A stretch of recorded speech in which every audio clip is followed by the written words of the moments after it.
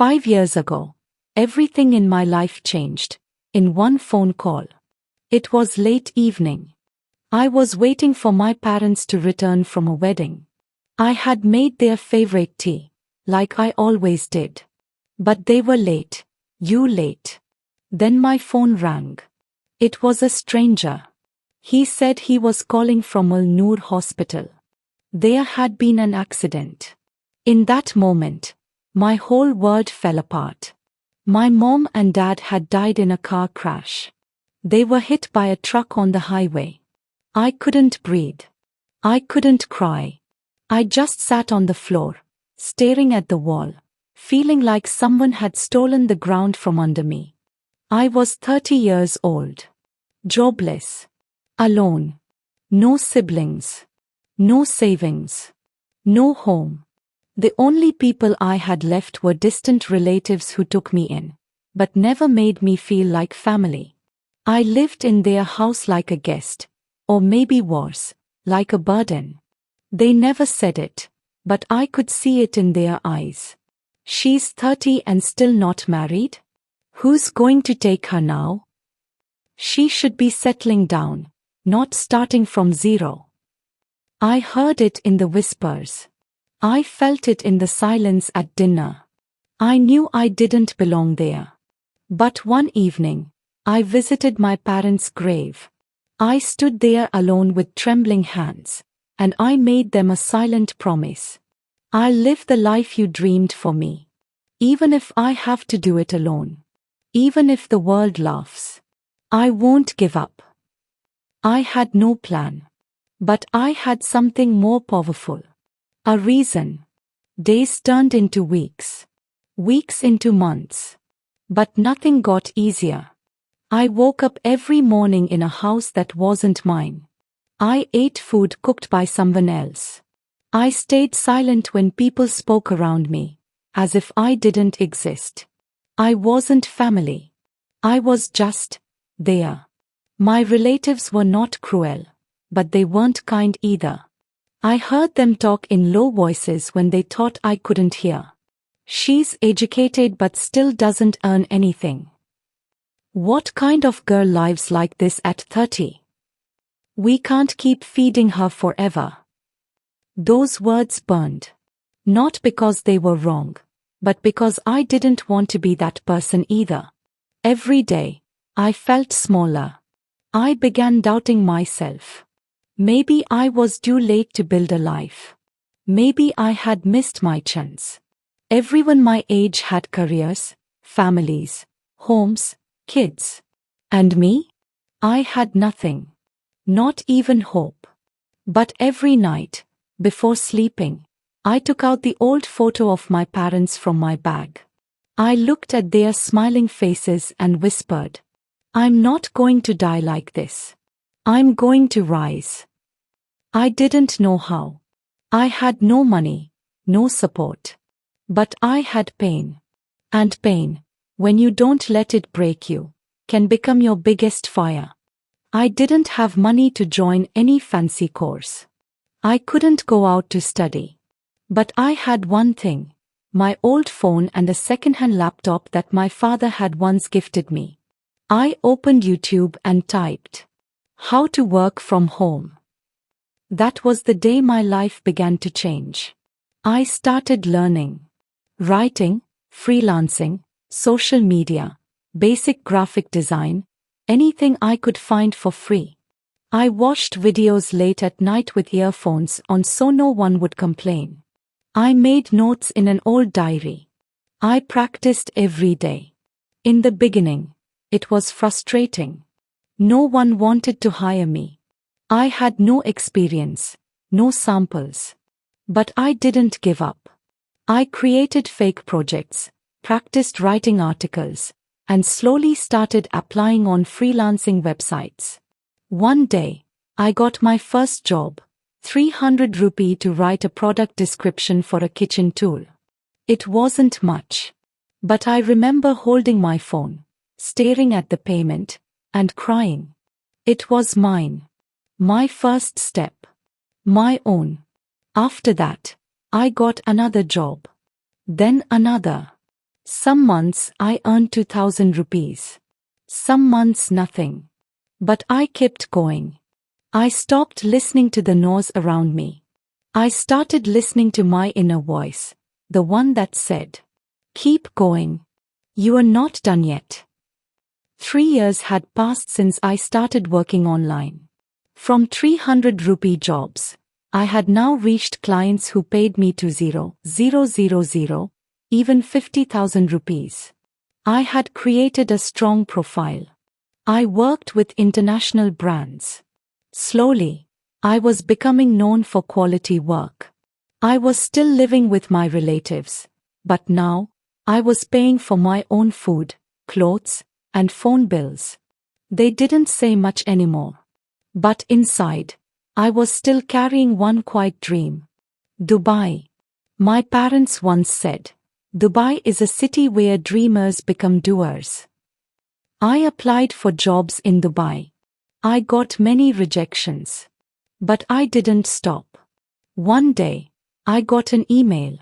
"We are happy to offer you a content strategist position in our Dubai office. Your visa process will begin shortly." I read that line 10 times. Tears filled my eyes. I had done it. With no godfather, no support, no degree in marketing, I had made it. I booked my flight, packed suitcases, and hugged my parents' photo before I left. The day I landed in Dubai, I looked out of the airport window and whispered, "Wow, Papa, I'm here." But life in Dubai was not easy. I stayed in a tiny studio. Rent was high. Food was expensive. I didn't know anyone. Sometimes I cried at night, alone in a new country. But when I woke up in the morning, I stood in front of the mirror and reminded myself, "You didn't come this far just to stop now." And so, I kept going. It was a Friday evening. My head was full of stress, client emails, missed deadlines, and the pressure of living alone in a new country. I walked into a small cafe near my apartment, hoping a cup of coffee would calm me down. I ordered a cappuccino with extra foam, just like my mom used to make. The barista smiled politely. I gave a tired smile back and turned to find a seat. And then, it happened. My foot caught on the edge of a carpet. I stumbled forward, and the hot cappuccino flew out of my hand and landed straight on a man's crisp white shirt. I froze. Oh no, I'm so sorry." I gasped. The man stepped back, looked at his shirt, and then did something I didn't expect. He smiled. "Well," he said calmly, "this wasn't on my schedule today. But I've had worse meetings." I blinked. He wasn't angry. Not even annoyed. "I can pay for the cleaning. Or buy you another shirt," I said, panicking. "Or, you could sit and join me for a cup, if you promise not to spill it again." He chuckled. That's how I met Rahil. We sat down, and for the first time in weeks, I talked to someone who didn't want anything from me. He wasn't trying to judge me or fix me. He just listened. He told me he worked in finance, that he had grown up in Dubai, that he lived with his widowed mother and believed in keeping things simple. We laughed. We talked. We forgot about the world outside. I didn't know it then, but that small accident was the beginning of something big. After that coffee spill day, Rahil and I started meeting more often. Sometimes at the same cafe. Sometimes during weekend walks in the park. He never pushed. He never flirted. He never made things uncomfortable. He just showed up. Calm. Steady. Kind. For someone like me, who had lived with loss, fear, and judgment, his presence was like quiet sunlight after years of rain. One evening, while we sat watching the Dubai fountain, I told him everything. about losing my parents, about living like a guest in my own country, about the nights I cried into a pillow, feeling useless, and how I promised myself I'd make it, on my own. He didn't interrupt. He didn't give advice. He just looked at me and said, "You didn't just survive, you rebuilt. That takes more strength than most people ever know." I didn't say anything, but I felt a tear slide down my cheek. Not from pain. This time, it was from relief. Someone had finally seen me. I also told him something else. I don't want to get married. I don't want to become someone's wife. I want to be me. He smiled softly. "That's okay," he said. "Not everyone you meet is here to change your decision. Some are just here to walk beside you." And that day, I realized something important. Love doesn't always begin with fireworks. Sometimes, it starts with feeling safe. The days passed, and something inside me had changed. Rahil's support gave me peace. But it wasn't just about him. It was about me finally feeling strong enough to take my next big leap. I had been freelancing for years, working for others. But deep down, I had always dreamed of starting something of my own. One night, I sat at my desk with a blank notebook and wrote 3 words at the top. My own agency. I didn't have a team. I didn't have investors. But I had experience, skill, and fire. I created a small website offering content writing, branding, and social media services for small businesses. I called it Rise and Reach Media, because that's what I had done in life. At first, only a few clients came in. But I treated every client like gold. I responded to emails at 2 a.m., rewrote drafts until they were perfect, and gave more than what was expected. Word started spreading.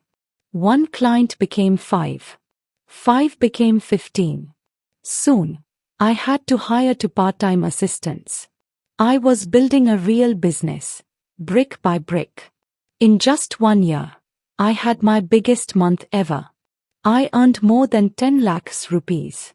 I bought my first brand new luxury car. I moved out of my tiny studio into a sea-facing apartment in Dubai.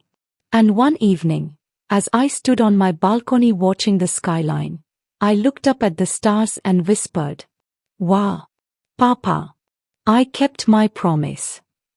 One Sunday afternoon, Rahil messaged me. "Ammi made biryani. She said I could only eat if I invited someone. So, will you come?" I smiled at the screen. I wasn't used to family invitations anymore. It had been years since anyone had cooked for me out of love. I replied, "Only if she won't get mad when I ask for a second plate." That evening, I went to Rahil's home. It was simple and warm. His mother welcomed me with the kindest eyes and hands that reminded me of my own mother. She made jokes, served me extra food, and told me stories about Rahil as a child.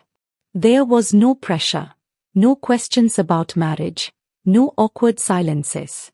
Just laughter, comfort, and care. After dinner, Rahil and I stood near the window, sipping chai. The moonlight made everything feel peaceful. He looked at me and said, "You've built your life with your own hands.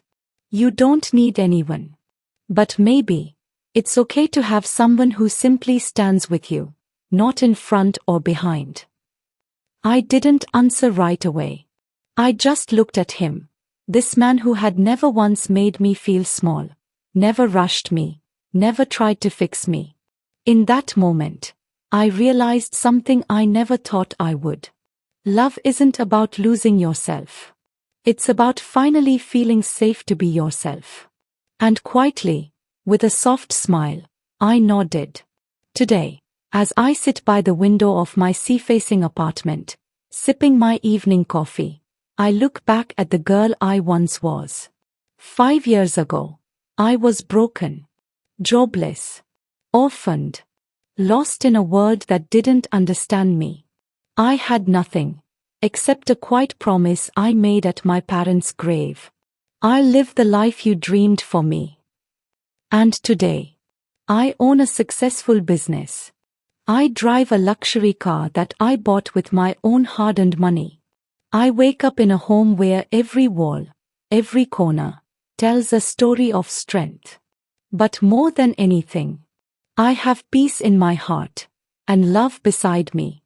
Rahul didn't complete me. He joined me. He stood beside me, not to save me, but to remind me that I was never too late, never too broken, and never too alone to live a full life. And now, we share meals, dreams, and Sunday laughs with his mother, who now calls me Meri Beti. I still work hard. I still get tired. Life isn't perfect. But it's mine. Made by my own hands, rebuilt from ruins, shaped by pain, and polished by love. Final words, for every listener or reader. Maybe you are 30. Maybe 35. Maybe older. Maybe life didn't go the way you planned. But please know this, you are not too late. Not to start over. Not to dream. Not to live a life that feels like yours. Choose yourself first. And when the time is right, the world, and maybe even love, will meet you exactly where you are. And that was my story. A story of pain. A story of rising again.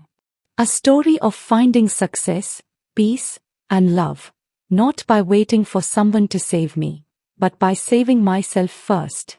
If you are listening to this and feeling lost, you late, or left behind, remember, you are not behind. You are exactly where your comeback can begin. Thank you for listening to this journey from my heart to yours. If this story touched you, inspired you, or gave you even a little hope, please like this video. Share your thoughts in the comments. I read every single one. And don't forget to subscribe to English Speaking Tree for more real, powerful, and emotional life stories that help you learn English and feel something true. This is just one story. There are many more to come. Until then, keep growing, keep going, and most of all, believe in yourself.